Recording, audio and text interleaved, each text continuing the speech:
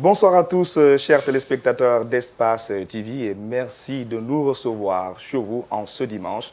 Et bienvenue donc au compte de cette émission très spéciale. Oui, très spéciale, car ici, on s'intéresse très souvent à des thématiques précises, des thématiques et des situations que nous rencontrons au quotidien. Et aujourd'hui, notre thématique est aussi très préoccupante, car ça parle d'un fléau qui est devenu très monstrueux, mais aussi très récurrent en même temps. Nous avons donc sur ce plateau nos invités. Et aujourd'hui, comme thématique, nous allons essayer de parler des cas de viol sur mineurs. Oui, je sais que chez vous, déjà à la maison, vous dites que ouais, c'est un bon thème, parce que très souvent, c'est devenu très récurrent. Chaque mois, voire chaque semaine, nous rencontrons des cas, ici à Conakry, mais aussi à l'intérieur du pays. On va donc, au cours de cette émission, nous intéresser à cette thématique. Vous aurez droit à des témoignages, des petites filles victimes de ce fléau, de cette pratique, des parents, mais aussi les autorités qui sont en charge de lutter contre cette pratique. Par conséquent, installez-vous confortablement. Et nous allons partir directement avec notre première invitée au compte de cette première partie. Nous avons l'honneur de recevoir sur ce plateau mademoiselle Kadjatou Konaté. Elle est présidente intérimaire du club des jeunes filles leaders de Guinée. Bonsoir, Fofana. Bonsoir. Comment ça va? Plaisir, ça va, super. Dieu merci. En tout cas, c'est un immense plaisir pour nous de te recevoir sur ce plateau, parler donc de cette question.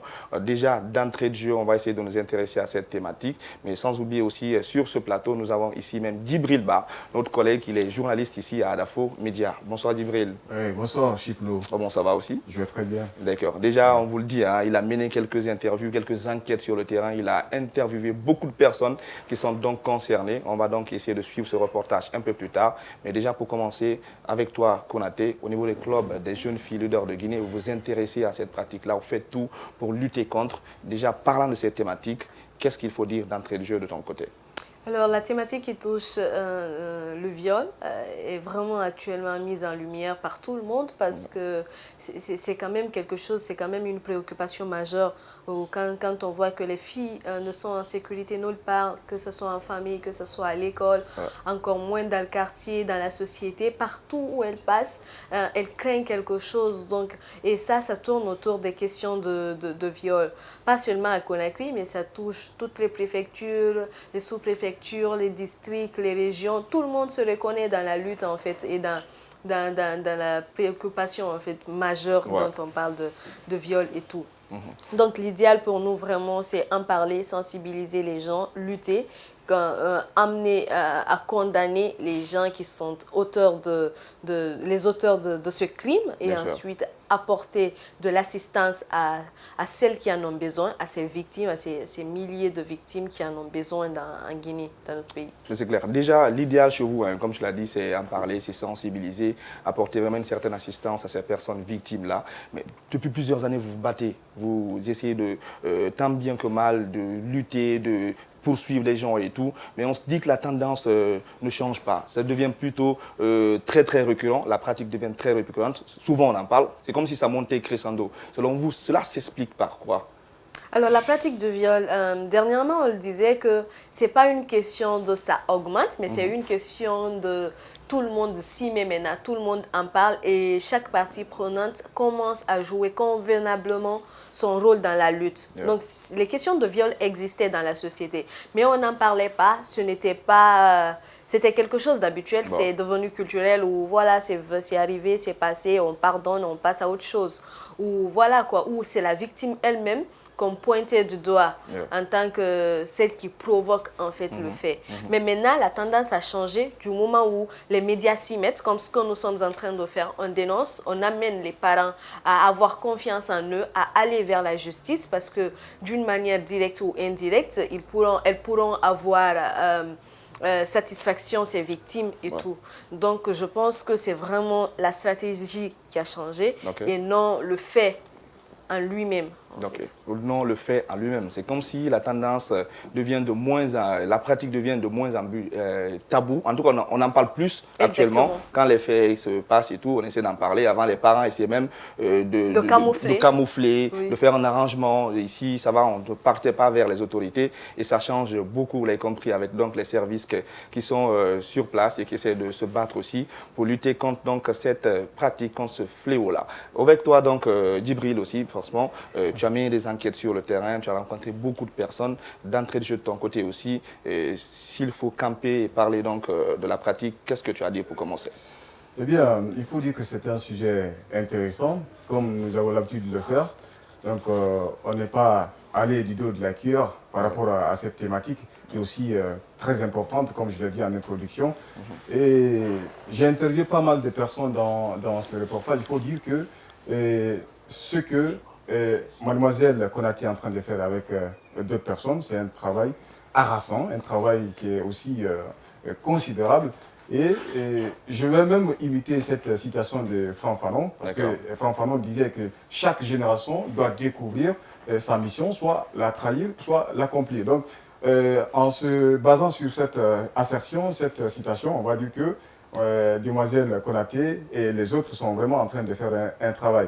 Mais au-delà de ça, il y a beaucoup de choses à faire, comme je l'ai dit la dernière fois quand je l'ai interviewé hors micro. Et je lui parlais de l'implication, de l'engagement des leaders religieux. Ouais. Et je crois, elle m'a donné quelques réponses. Je ne suis pas aussi, disons, satisfait à l'issue de cet échange, de cette discussion, mais je me suis dit, quand ce groupe-là, quand ce club-là essaye d'aborder le sujet avec les religieux, je pense qu'il y aura de la matière. Parce que, vous vous souvenez, vous connaissez déjà que chaque vendredi, s'il y a un sermon lié à ça, je pense que le phénomène va diminuer. Bon, même si ce n'est pas tout le sermon, avant même que le sermon ne commence par exemple, c'est possible de toucher ou ouvrir certaines parenthèses pour en parler. Parce que comme je l'ai dit, quand c'est les leaders religieux aussi qui s'impliquent d'une certaine façon, ça peut aussi un peu changer la tendance qu'on a. Bien sûr, bien sûr. Je pense que c'est une composante assez importante dans la discussion, avoir les leaders religieux de côté. Je pense qu'on aura l'occasion de suivre le témoignage avec les téléspectateurs avant pour faire un petit cliché sur le fait. Il est intéressant de dire que les leaders religieux ont une portée énorme en fait en termes de communication, en termes d'échange, en termes de portée de leur message parce que toute une communauté leur écoute en fait. Donc quand il y a un signal à donner où il y a une manière d'impacter positivement la communauté. La meilleure manière, c'est de passer avec les leaders communautaires. Et ces leaders communautaires, on retrouve les leaders religieux là-dedans, on retrouve les traditionnels, on dit les communicateurs traditionnels là-dedans. On retrouve les leaders communautaires, c'est-à-dire entre guillemets les jeunes qui sont, ou les femmes qui sont de plus en plus écoutées dans leur société et qui parviennent à influencer positivement la société à travers leur dire en fait. Donc en parlant de sermons et tout, c'est tout à fait normal en fait. Maintenant l'idéal c'est comment continuer avec les plaidoyers pour que les leaders religieux puissent prendre ça en compte. Il y a moins de 2 semaines de cela, je me suis retrouvée sur un même plateau avec Elhadj Sidibé, qui représentait les leaders religieux, où on parlait entre guillemets d'excision, où ils expliquaient un peu actuellement l'engagement des leaders religieux dans la lutte contre toutes ces violences et tout. Mais moi, je les ai demandé, si on plaidoyait que je faisais de toutes les façons, y avait-il au moins d'installer ou d'instaurer ces questions de violence, et en ce moment on parlait d'excision, dans les sermons du vendredi. Il dit oui, pourquoi pas, parce que l'engagement se traduit aussi là, en fait. C'est pas seulement dire, peut-être on peut le dire et tout, mais quand ils utilisent les moyens qu'ils ont à bord, pour impacter la communauté, surtout que ce soit à l'église ou encore à la mosquée, je pense que ça peut impacter en fait. Donc je rejoins... Justement, je voudrais ajouter par rapport à ces explications. Ça c'est une bonne initiative, mais j'aimerais que mademoiselle Konaté et les autres aillent encore plus loin, parce que c'est un combat de titan, c'est un combat qui est très facile, un combat au quotidien. Voilà, très difficile à mener. Donc là, je suis vraiment c'est-à-dire dans la confusion. Est-ce que, je me pose la question, est-ce que aujourd'hui, elle et les autres partent envers les familles, juste pour des causeries? Est-ce qu'elle essaye d'aborder ce sujet avec les religieux? Parce que si chaque père de famille essaye d'en parler avec ses enfants, ses membres, je pense que au-delà du mot influence, que l'on utilise souvent, ça peut avoir un avantage. Et un autre fait, c'est leur engagement aussi au niveau des médias. est-ce qu'il y a des émissions, hein, genre des causeries qui sont prévues au niveau de leur association, juste parce que les messages aussi quand tu laisses des messages de ce genre, ils sont vraiment réceptifs. D'accord, il n'y a pas de souci. En tout cas, vous l'avez compris, hein, chers téléspectateurs, dans cette émission, c'est vrai que nous dénonçons, nous essayons aussi en même temps de proposer des solutions pour faire en sorte que cette situation puisse donc changer. On a parlé d'un élément de reportage réalisé par Djibril Ba à l'entame donc de cette émission et tous ensemble, on va essayer de suivre cet élément et derrière, on se retrouve pour le décryptage. À tout à l'heure.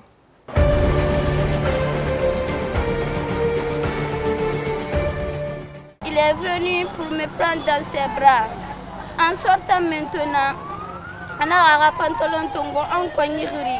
après son nom, j'ai perdu connaissance. En me réveillant, j'ai trouvé que j'étais nue. Le sang coulait sur moi. Dans sa déclaration, il reconnaît avoir couché la fille à 5 reprises. L'attouchement étant considéré comme étant un viol, je reconnais qu'il est violé. Des témoignages comme celui-là ne finissent pas ces derniers temps devant les commissariats et gendarmeries. Des actes ignominieux sont exercés sur des filles dont l'âge varie entre 6 et 12 ans. Des actes qualifiés de viols sur mineurs. Les auteurs, malgré la répression, n'ont pas froid aux yeux. Ma commission est d'aller chercher de l'eau pour lui. Parce que ma mère vend de l'eau. Je suis allée, j'ai cherché l'eau, j'ai amené. Après, elle m'a touché, j'ai dit laisse-moi. Après, il a attrapé ma bouche. Il a fait ça. Après quelques mois, je suis tombée malade.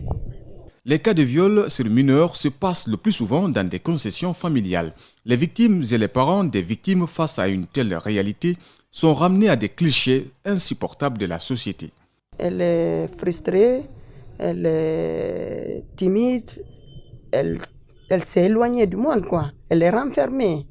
Au service de l'Office de protection du genre, de l'enfance et des mœurs, plusieurs cas de violence sont recensés. Celui du viol sur mineur occupe le haut du tableau des statistiques avec 374 cas enregistrés en 2020. Quand nous déférons un dossier devant monsieur le procureur, nous n'avons pas... Je parle des chiffres.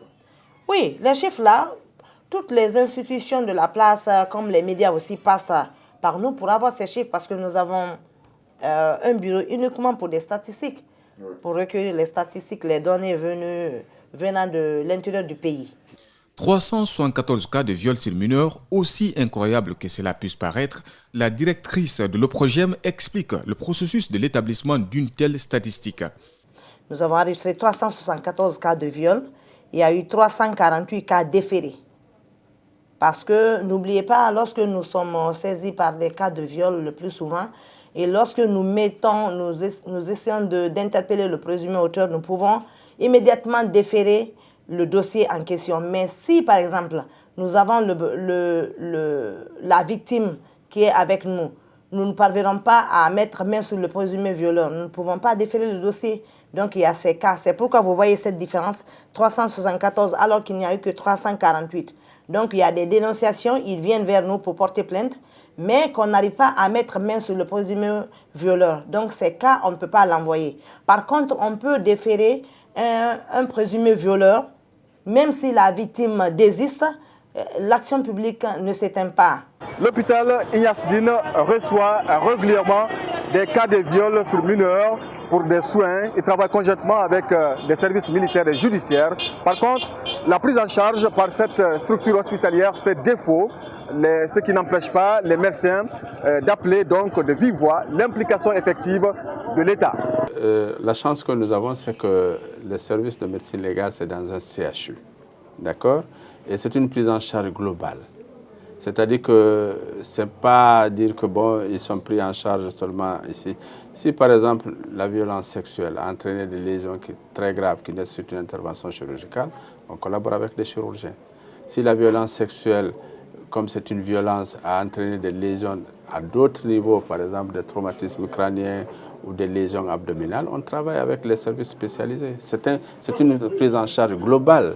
À quelques encablures jouxte un autre service avec lequel professeur Hassan travaille étroitement avec un groupe de jeunes médecins qui s'activent le plus souvent débordés. Bonjour, docteur Kofi Fabien Désiré. Bonjour. Comment vous parvenez à traiter le processus concernant des cas de viol sur mineurs? Merci. Il faut d'abord savoir que le service de médecine légale de l'hôpital Ignace Dine est le service de référence en ce qui concerne les agressions sexuelles sur mineurs. Pour la prise en charge des enfants victimes d'agressions sexuelles, le service est d'abord requis à travers une réquisition par soit le PROGEM, la police, les commissariats de police ou la gendarmerie. Lorsque nous recevons une victime, la victime passe d'abord par le premier bureau, c'est-à-dire notre bureau. Nous faisons l'examen clinique et tout, l'examen médical de la victime. Et ensuite, nous référons la victime chez le professeur Hassan Ba. Le professeur Hassan Ba qui est le chef de service du service de médecine légale de l'hôpital national Ignace Zine. Le professeur Hassan Ba fait une deuxième prise en charge, c'est-à-dire un deuxième examen. Si nous avons besoin d'un avis extérieur, c'est-à-dire un avis gynécologique, nous référons encore les patientes dans le service de gynécologie. Rompre le silence, se confier aux autres n'est pas facile. Dans cet hôpital, la moyenne des consultations en victimologie est de 30 par jour. 35% représentent les agressions sexuelles, dont 70% concernent les filles mineures. Les conséquences peuvent de deux ordres. Il y a d'abord les conséquences physiques, qui sont des conséquences anatomiques. Une fille prépubère, donc qui n'a pas l'âge, la maturité, qui n'a pas un développement complet de ses organes génitaux, qui subit une violence sexuelle, donc il peut y avoir des déchirures, donc il peut y avoir des perforations, donc les conséquences sont d'abord anatomiques. Donc ces enfants peuvent avoir des complications au niveau de la santé de la reproduction. Il s'est avéré que le tribunal de première instance de Dixine ne badine pas sur les dossiers concernant les cas de viol. Rapidement, les procès sont tenus. Rien qu'en 2020, 10 cas de condamnation y ont été prononcés. Les peines sont lourdes, explique le substitut du procureur. Les cas de viol sur mineurs, ça c'est prévu par l'article 268, alinéa 2, 3 et 5. Que dit l'alinéa 2? Lorsqu'il est commis sur une mineure de moins de 18 ans, il est condamné de 10 à 20 ans. Lorsqu'il est commis sur une personne dont la particulière vulnérabilité, ça veut dire quoi? Ça peut être une mineure, ça peut être une personne déficiente mentale, ça peut être une personne malade, là c'est de 10 à 20 ans. Vous avez vu?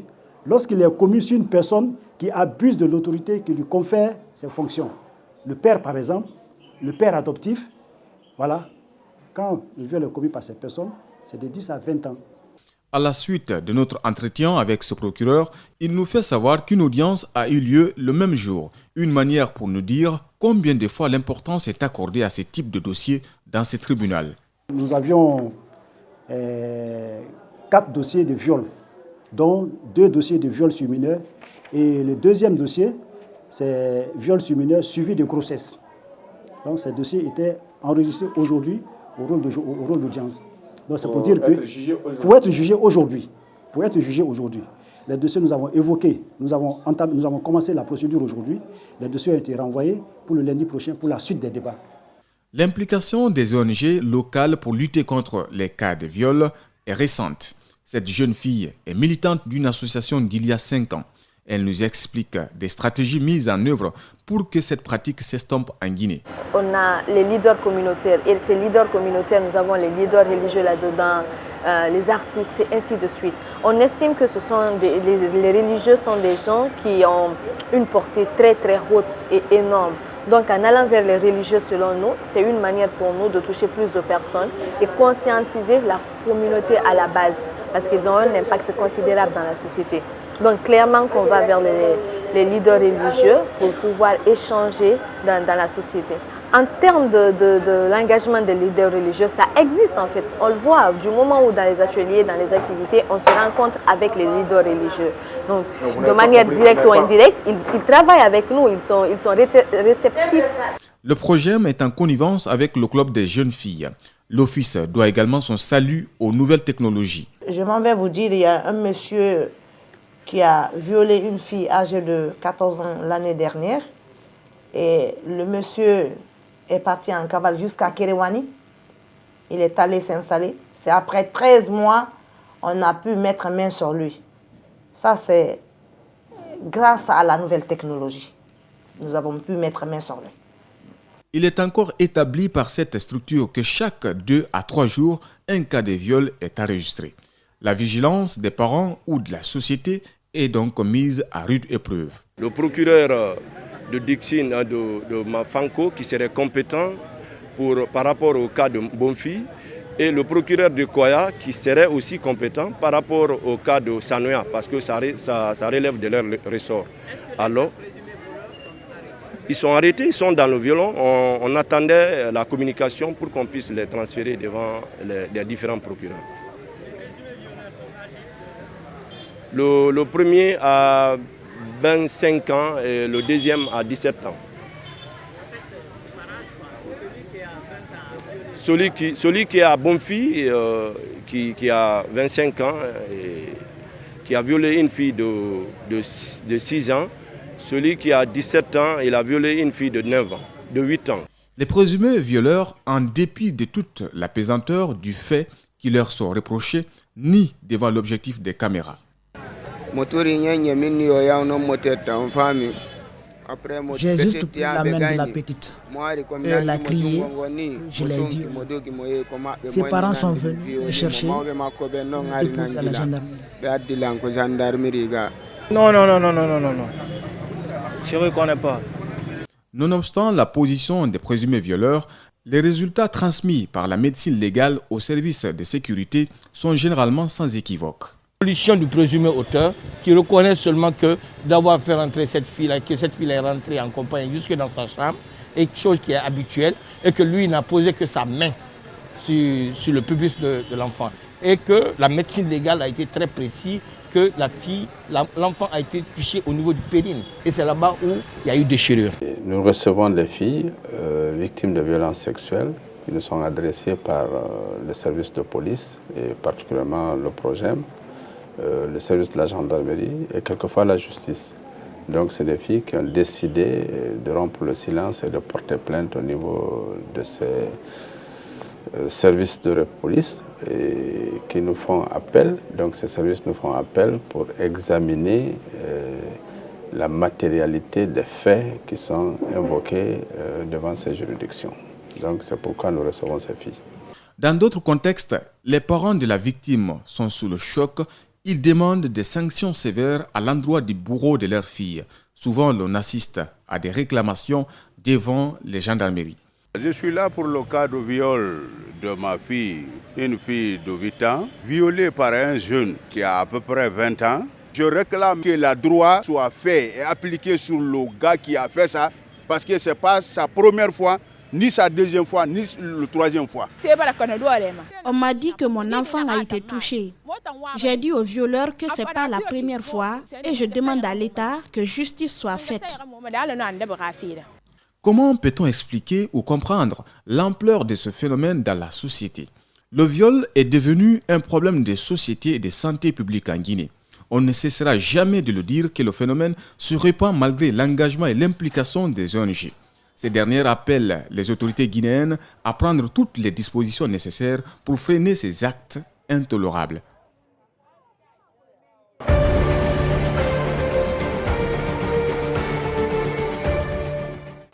Vous l'avez compris, chers téléspectateurs, un élément de reportage réalisé par Djibril Ba, des témoignages glaçants, entre autres de cette petite fille qui explique comment elle a subi ce cas de viol-là, ses parents qui s'expriment pour dénoncer un peu ces faits et comment un peu leurs enfants se comportent après avoir subi cela. La fille, comme l'a dit l'autre maman tout à l'heure, la fille, elle est timide, elle ne se comporte plus comme avant et tout. Donc sur le plan psychologique et physique, la personne n'est plus la même, surtout avec ces petites filles.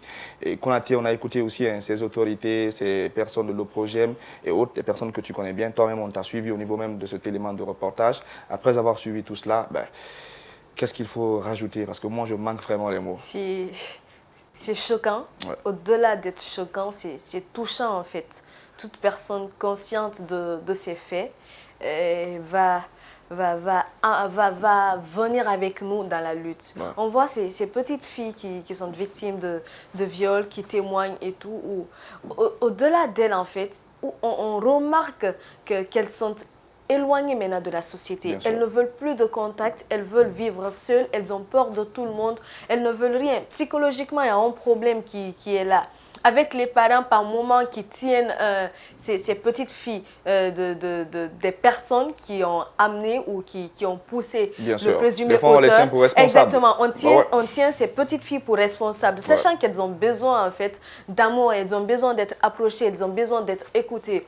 Nous, on a eu à gérer un cas de viol, voilà, allant dans le sens du même reportage, où pour échanger avec les parents, d'abord la petite avait 8 ans, et il y a les parents qui disent là-bas, bon, je commence à déchirer son extrait de naissance. Wow. La petite n'est plus ma fille.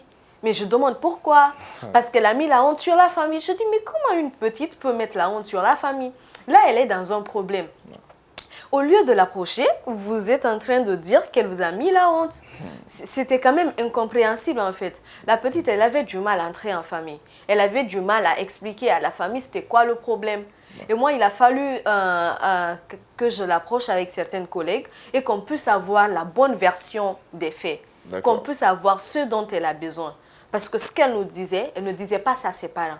Parce qu'ils étaient toujours là à parler, à l'effrayer, à crier dessus. Elles n'ont pas forcément besoin de ça. Et on voit en fait ces derniers temps l'implication des autorités. Dans ce reportage, on a vu, le suppléant du procureur de Dixine qui était là. On a vu Madame Marie Gomez, qui est la directrice nationale adjointe de l'OPROGEM, l'Office de protection du genre et des mœurs et de l'enfance. On a vu d'autres personnes, professeur Hassan Ba, qui tient la médecine légale, qui s'occupe de tout ce qui est question d'agression sexuelle et tout. Donc, toutes les parties prenantes avec la chaîne de protection, chacun s'y met. On voit aussi les médias, quoique ils ne sont pas représentés dans le documentaire, mais qui font vraiment leur travail avec quoique la production de cet élément de reportage. Donc, actuellement, toutes les parties prenantes font de leur mieux pour impacter positivement la communauté. Ce qui n'existait pas vraiment avant. Le cadre, en effet, le cadre n'existait pas avant. C'est de ça qu'il faudrait parler. Parce qu'avant, les organisations de la société civile à côté pouvaient gérer leurs cas. Mais quelle que soit leur manière d'impacter positivement la société, de gérer les cas ou d'amener les gens à en parler ou sensibiliser la communauté, si ces informations ne sont pas relayées dans la société, je pense que ça n'a pas assez d'impact en tant que tel. Parce qu'on va gérer en catimini ou on va gérer entre nous et tout. Mais un grand nombre de personnes n'est pas au courant. Bien sûr. À ce stade, c'est compliqué. Moi, par exemple, Gibril ne saura pas que quand il a un problème, il peut aller vers nous ou il peut aller vers le projet. Mais si tout le monde est informé et qu'on se rende compte de la démarche d'abord qui sera suivie, qu'on se rende compte de toutes ces personnes qui sont là pour nous aider, pour nous protéger, pour nous aider à rétablir nos droits, je pense qu'on aura le courage d'aller et surtout de voir des exemples concrets des gens qui ont osé venir vers les parties prenantes qui sont déjà mises en place. C'est clair. En tout cas, vous l'avez compris. Hein. Chacun donc doit jouer son rôle pour lutter donc contre cette pratique, contre ce fléau monstrueux, je le dis une nouvelle fois. Djibril, ce reportage que forcément tu as réalisé, parle-nous un peu de l'ambiance qui régnait, comment tu es parti au contact de ces différentes personnes-là qui ont eu à intervenir et qu'est-ce qu'il faut rajouter? Pas grand-chose, hein, mais il faut dire le contact avec les différents intervenants dans ce reportage a été facile, parce qu'il faut être honnête avec soi-même. Justement, je vais rebondir par rapport aux explications de la demoiselle, parce qu'il y a un fait quand même qu'il faut souligner dans tout ce que nous sommes en train de dire, tout ce que nous sommes en train d'entreprendre. Aujourd'hui, il y a un fait qu'il faut accepter, il y a la dénonciation. À partir du moment qu'il y a la dénonciation, je pense que le phénomène va diminuer, comme on l'a dit au début de l'émission, et ça va continuer comme ça. Mais au-delà de ça, concernant toujours le club des jeunes filles, parce que le plus souvent, on entend... Tu peux poser des questions à Konaté, hein, parce que des fois, c'est comme si j'ai tendance que... C'est moi, tu peux poser des questions à Konaté, il n'y a pas de problème. Je ne vais pas lui poser la question, mais quand même, je vais vous raconter une anecdote. Vas-y. Lorsque je m'apprêtais à faire le sujet, parce que Ali et moi, qui est mon cadre, on avait fini de faire le travail. D'accord. le moment où je faisais le sujet, j'apprends qu'il y a eu viol à Pita. Mais c'était incroyable. Voilà. C'était incroyable. Donc, je me suis dit, tout d'un coup, bon, ça va aller parce que là, on commence à vraiment dénoncer. Bien sûr. Et il y a un autre fait aussi à souligner, c'est leur implication, toujours. Leur implication toujours à l'intérieur du pays. Parce que quand je prends le cas de Cancan, les chiffres qui sont évoqués là-bas, c'est vraiment surprenant. Oui, c'est vraiment surprenant. Vous prenez seulement la préfecture de Sigri, il y a eu cette année 24 cas de viol. Donc, importer, s'il faut le dire comme ça en français, vos efforts à l'intérieur du pays. Mais je pense même que le club est représenté dans certaines zones. Je ne sais pas si c'est dans toutes les préfectures ou comment ça se passe. Mais je pense que j'ai eu cette discussion en off avec Djibril en disant que le club est quasiment dans toutes les préfectures. Nous sommes dans 20 préfectures. Est-ce que les mêmes efforts que vous fournissez à Conakry sont les mêmes aussi qui sont fournis à l'intérieur? Chaque zone travaille en fonction des activités ou en fonction des réalités. Par exemple, la facilité que nous avions à Conakry ici à réaliser certaines activités, à entrer en contact, à impacter la société, à être en contact même avec les décideurs, ce n'est pas forcément la même facilité qu'à nos collègues à l'intérieur du pays. C'est très compliqué de réaliser certaines activités à l'intérieur du pays. Nous, ici à Conakry, on peut parler ouvertement aux citoyens, on peut parler ouvertement avec les familles et tout. À Sigiri, ce n'est pas pareil. Ou dans certaines zones où il y a une forte pression sociétale qui existe, où il faudrait tenir compte de tout ce qui peut exister autour. La tendance un jour. Mais bien sûr, on espère que ça va, on fait déjà de notre mieux. On ne peut pas dire on va faire au-delà de ce qu'on ne peut pas faire, mais je pense qu'on pourra continuer à faire de notre mieux. Il n'y a pas de problème. Avant de te laisser partir, on va essayer de toucher avec toi un dernier aspect. C'est quel est le suivi que vous faites après tout? C'est bien beau de dénoncer, vous faites un bon boulot déjà sur le terrain, essayer d'accompagner un peu ces personnes qui sont victimes, mais au-delà de dénoncer, quel est le suivi que vous faites après? Et côté justice, est-ce que vous vous rassurez que la justice est vraiment rendue? Parce qu'il y a certains cas où on rencontre des personnes qui sont encore des récidivistes carrément. Pour finir, et le message que tu as lancé là. Bien sûr. Alors, en termes du côté de suivi, au niveau surtout de la justice, on a un rôle à jouer jusqu'à un certain niveau. Parce que quand on dénonce et qu'on amène le projet à mettre main sur le présumé auteur ou à ouvrir des enquêtes, ensuite on fait en sorte que son dossier soit transféré au niveau de la justice et qu'on lui mette en garde d'abord, le temps pour eux d'avoir tous les éléments dont ils ont besoin pour faire son jugement. Après, à un moment donné, on n'a pas accès au fond du dossier en tant que tel. Donc il peut être condamné, mais on ne pourra pas savoir exactement combien d'années il a fait. Est-ce qu'il est toujours là-bas? Est-ce que il est sorti, ainsi de suite. Il y a certains violeurs, avant, il y a quelques années de cela et tout, où on les retrouvait après.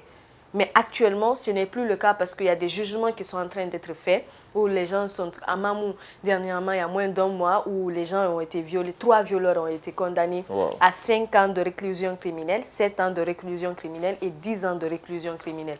Et à signaler sans sursis. Ça, c'est une avancée. Bien sûr, avant bien sûr. Et tout, on et en plus que ça soit médiatisé comme ça. Et que ça soit médiatisé. Ça peut essayer un peu de... Exactement, exactement. Donc nous, de notre côté, pour les victimes de viol, avant, on n'avait pas l'aspect prise en charge, mais maintenant, on a instauré l'aspect prise en charge qui nous permet de suivre un peu les dossiers. C'est-à-dire, il a été victime de viol au-delà de l'aspect juridique et tout. Est-ce que la fille bénéficie des soins? Comment elle s'en sort avec sa famille? Est-ce qu'elle continue à aller à l'école? Donc, l'aspect prise en charge nous permet de suivre tout cela. Et après, on reste en contact avec la famille.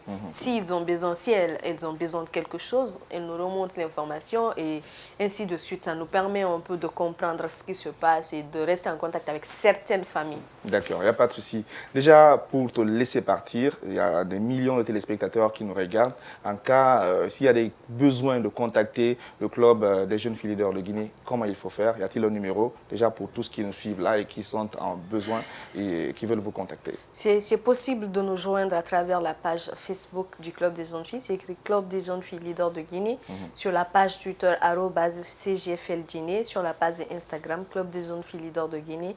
Et vous pouvez aussi nous joindre sur le 628 04 17 98. 628 04 17 98. D'accord. Ça, c'est pour ceux qui sont à l'intérieur du pays. Non, même à Conakry. Donc, pour ceux qui sont à l'intérieur. N'ont pas accès à nos différentes plateformes de communication, pourquoi pas. Il n'y a pas de souci. Vous l'avez compris, hein? Il y a Djibril qui essaie un peu de faire parler plus à Konaté, mais il n'y a pas de problème. En tout cas, ça fait un énorme plaisir pour nous de la recevoir sur ce plateau, car lorsqu'il faut parler de ces questions-là, il faut forcément avoir quelqu'un du club des jeunes filles leaders de Guinée. Bah, et quand c'est Konaté, c'est encore tout bénef.